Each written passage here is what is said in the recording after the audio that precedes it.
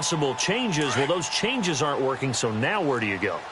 I think that now it's much more in their head. And what I mean by that is just what you said. You've gone over the changes. I bet they were pretty clinical at the half, not too emotional. They might need to go to the emotional side because you've got to find something, some spark somewhere. And so far, just being calm hasn't exactly worked. They need any spark at this point. He's going to let one fly for Tate. And now here is another interception. Picked up by Jamal Adams. And now running right through it. And he will bring this across midfield to the 49-yard line. Charles, whatever's going on between his ears right now, it's just not completely calculated correctly. 7 picks between last week and this week after that one. And they always say the most important part of a player is those 6 inches between the ears. But right now, it's all those interceptions that are going on. So whoever his trusted confidant is on the sidelines, I don't know if it's the offensive coordinator, the quarterback's coach, maybe the backup quarterback, that's who he needs to get with now and get himself calm. They'll come out throwing here to start the drive. Open man right side is Smith-Schuster, complete. And he'll be brought down at the 48-yard line. Just a yard on the catch there. It'll be 2nd and 9. They only got a yard out of that last completion, and that makes this 2nd and 9.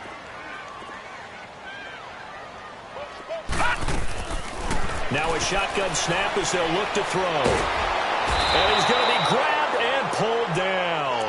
John Simon in there to drop him for his 5th sack of the year. The amount of sacks that they've absorbed in this game is absolutely extraordinary. Let's just face it. This offensive line, flat out, cannot handle this pass rush. It's been demonstrated time and time again.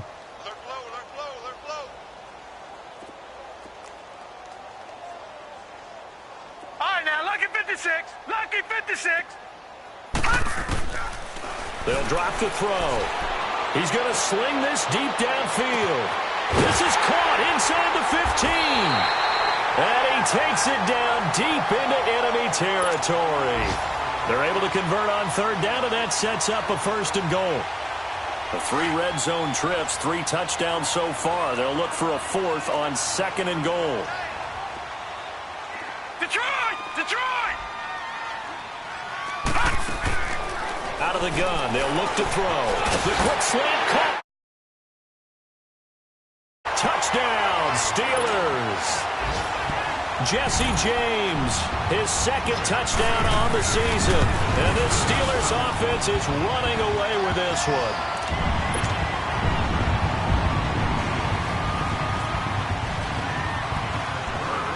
The kickoff unit is out on the field, and they will send this one away. And that'll carry over the back line of the end zone for a touchback. Now the Patriot offense set to take over again. They've got to dig down deep. I mean, they need something right now, really anything to cling on to. This offense has struggled. Partner, join me in a walk to their locker room at the half, okay? Because I think what we would have seen is an offensive coordinator and his assistant coaches getting together all their positions, then coming together as a group, going over adjustments, and then the head coach coming in and just screaming, wake up. Yeah. Let's get moving, guys. I'm kind of glad we weren't in there at halftime, actually. I mean, you think you might have turned it on us, too? Yeah, but right now, whatever was said hasn't been working. And Brake has it over the middle. Past the 20, 10, and all the way in. Touchdown, New England. Cameron Brate, his 2nd touchdown on the season. And the Patriots get a score closer. When they drew that up, I don't think they envisioned it ending in a house call, but he got it and took it all the way home. Really impressive run after the catch, wasn't it? That was really special by him. But let's face it, in today's NFL, those tight ends are often former wide receivers or maybe even sometimes bigger running backs. They just put them in a position to get a great matchup and make plays like that. Solid return, pretty good field position. They'll start at the 32-yard line. And Pittsburgh getting set to take the field. They've really distanced themselves. They have put the pedal to the metal, I guess, so to speak. So definitely have them in the rearview mirror, don't they? I mean, you're exactly right. Being able to string together these drives that end up in points, it's almost like a run in basketball to create that distance, and they're on a really big-time one right now. It becomes contagious, doesn't it? It absolutely does, because oftentimes it translates to your defense as well because they're excited about getting the ball back for their offense that's playing so well. Well, they are clicking right now. Here's 2nd and 10 now from about the 32.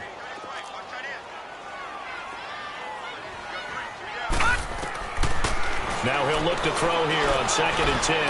He's going deep for Brown. And the hit jarred it loose.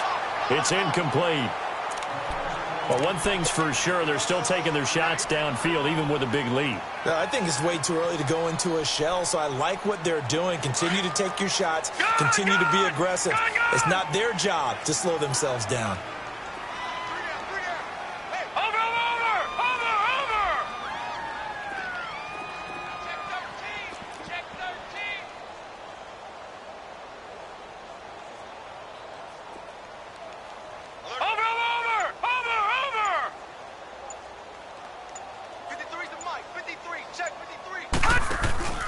On play action, they'll throw. And he's going to be intercepted a 3rd time. Picked off by Jason McCourty. And they take over. They'll set up shop at the 46-yard line. And this should be the final play before the quarter ends.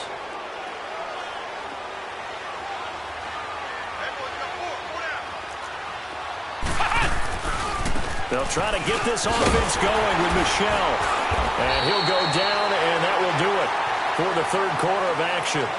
Back now in Pittsburgh. A lot of happy faces in the crowd at this point as their guys have a big lead here to start quarter number 4.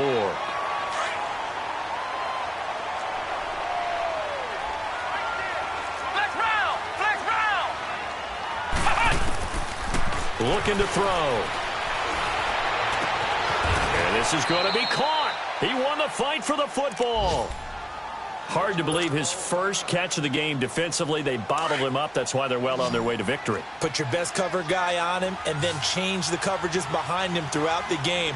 Brackets, double, zone, man, you name it. Make sure he gets a lot of angles. Flush to his right. Shedding defenders at the 15. Nice work to get 7 out of that, and it's 2nd down.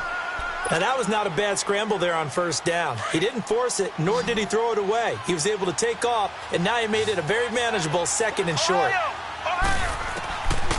Back to throw here.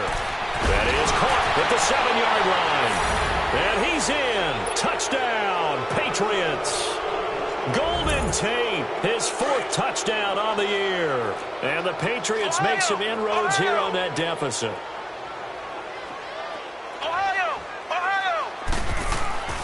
Now back to throw. Forced out to his left. And his throw is going to be incomplete. Protection was great. He had time to set up a campsite. But in the secondary, though, they were ready. And I think that in most places on the field, if you have that much time to throw the ball, someone's going to shake free and you'll find an open receiver. But condensed near the goal line on a 2-point conversion, all that extra, there's not any extra field. So it kind of closes in on them, and that allows you to cover a little bit better.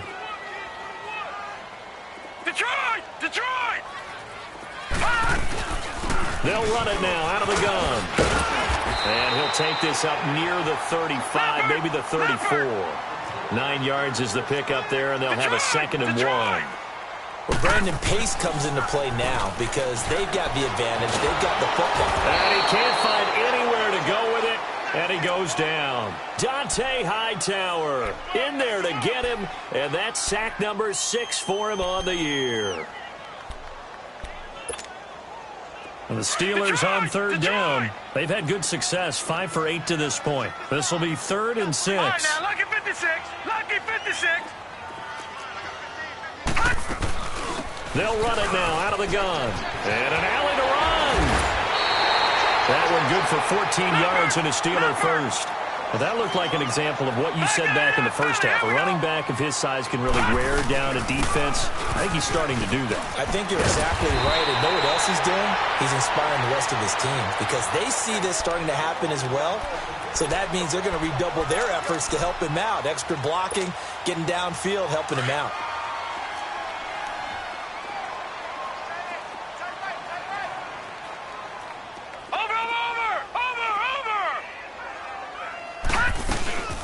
They'll run it now out of the gun. And that play goes nowhere. Taken down, losing yardage at the 50, right at midfield. That'll set them back with a loss of 3 on the play. And that'll bring up a 3rd down. They'll set up to throw. Oh, he's got a man wide open, complete. And they're able to work this to the 25 before it's all said and done. And they pick up 25 as they convert on 3rd. Here's a play fake as they set up to throw. Open space inside the 10.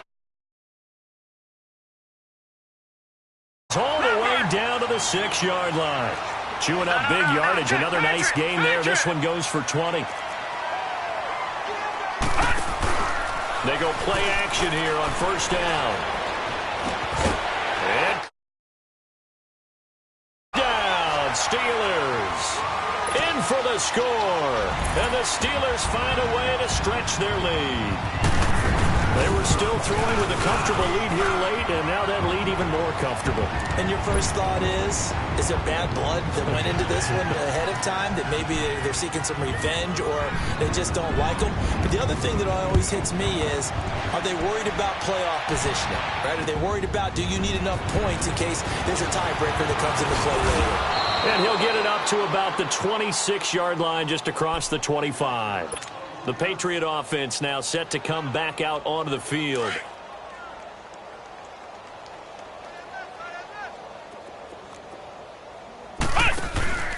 Off the play fake, he'll look to throw.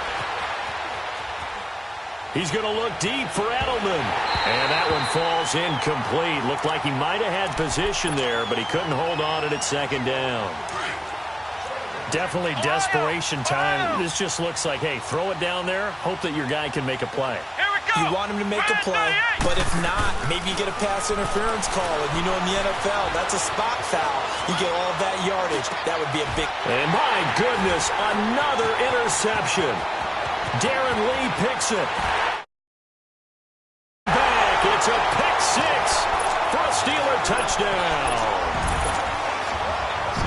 Defensively, they've had their way in this one. That pick 6 makes that scoreboard even more lopsided. I remember talking with a guy in the league, and I said, what do you do when the game's like this? You know, it's pretty much over. You ready to go to the bench and hang out? He said, oh, heck no. I want to stay on the field. I might get some stats. I might get a pick or 2. You like being out there at the end of these wide margins. When they have to throw it, that gives you more opportunities to go get it. And the Patriots gearing up to go now. And they gave up the pick 6, and now they'll be looking to right the ship here. Now, as a quarterback, are you a little more cautious this go-around? You should be, just because after what you gave up, but you can't be so cautious as to just really take things in, and now you're not going to play loose enough to give your team a chance to score. But you still have to be careful, because those defensive guys, I know the reputation defense guys can't catch. All evidence to the contrary on that last possession, though. From deep in their own territory, they look to throw. Oh, he's able to outmuscle him here as he pulls it in. And he's brought down, but not before they get it across the 20-yard line. 68 yards receiving now for him in the game. Had a 1st down on that last catch as well. Time for a break.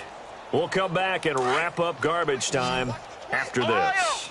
Now they can breathe a little easier, some room to operate as they've got it 1st and 10 now out past the 20. And it pops free. The collision there jarred the ball loose and brings up 2nd down. Before the game, they were running the route tree about as efficiently and effectively as we could have possibly imagined, but sometimes the passes just go awry. Yeah, let's face it, when you're running the route tree in pregame, you don't have defenders breathing down your neck. You don't have defensive backs making plays on the football. Hard to replicate the intensity of the game in pregame. From the 21, it's 2nd and 10.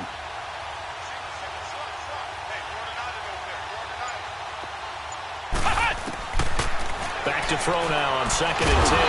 Now the pressure comes and he goes down. Just inside the 10, back at the 9.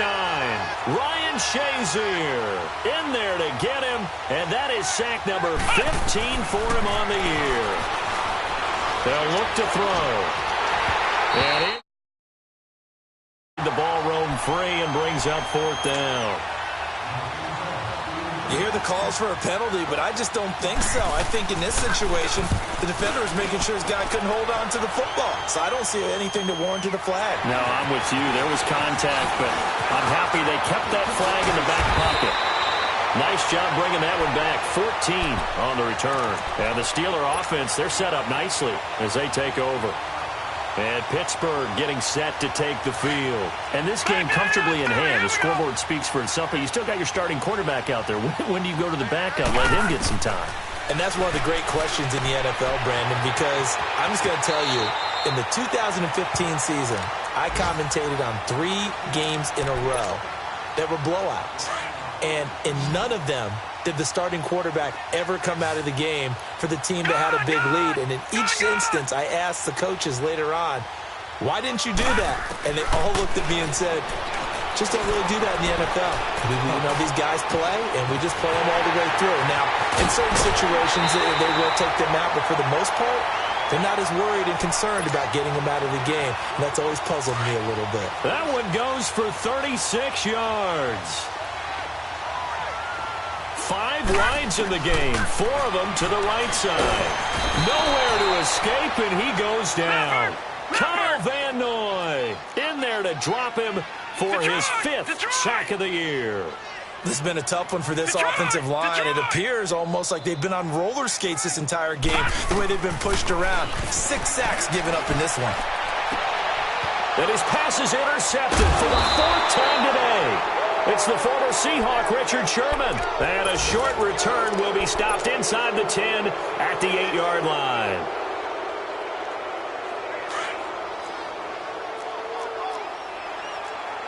Flex round! Ohio! They'll try and start this drive in the air. And he's going to go down. He backed up into the end zone, and this is going to wind up a safety. Things are just going from bad to worse now. It's a safety that does him in here, and that is one frustrated offensive unit. They can't get out from under their own shadow right now. I mean, I know this is the NFL, but could you imagine a college crowd right now? Imagine what they'd be doing. They'd be chanting, "Start the bus," because they think this one is over. Detroit! 4 down. Check. Motion. That one looks like he'll throw here. He couldn't quite hold it. Got hit. Ball pops out. Incomplete. Let's face it, perfection is something we all chase, whether it's playing this game or whatever we do. Hard to attain, but that's what they were searching for as that pass goes incomplete. He'll look to throw. Throw left side, complete to Smith. When it crossed the 35. 12 yards that time, and a Pittsburgh first. And on that last play there, he's over 400 yards passing now. You know what that generally means? Success. And he goes down. It's a Patriot sack. Now whistles come in. We're going to get a timeout here by the offense. It's just their first. They've got 2 more to use here in the final stages. Work to be done here on 2nd and 16 after the sack. Tight ends right. 3 down. Now let's go! Blue 90!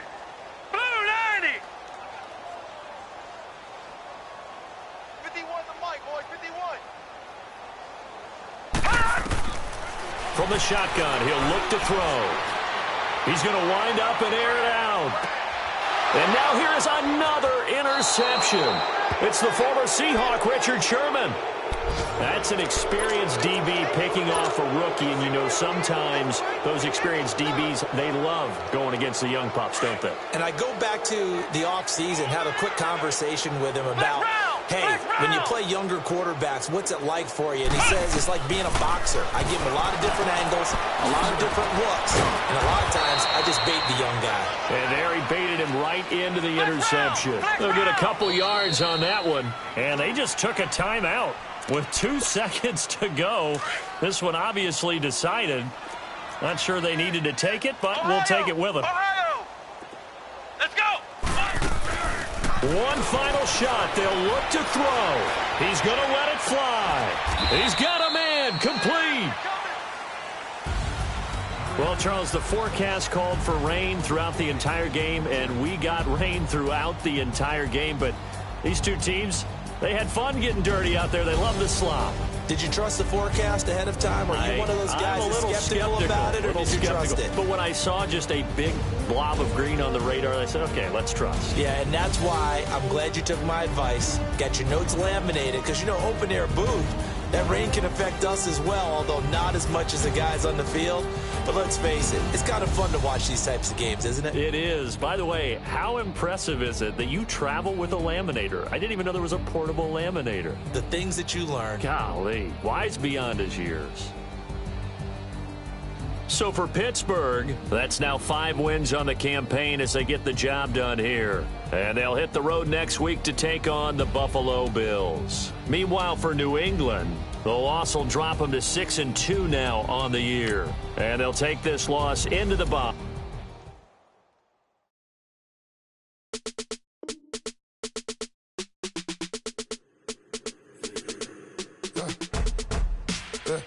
I let my birds come in.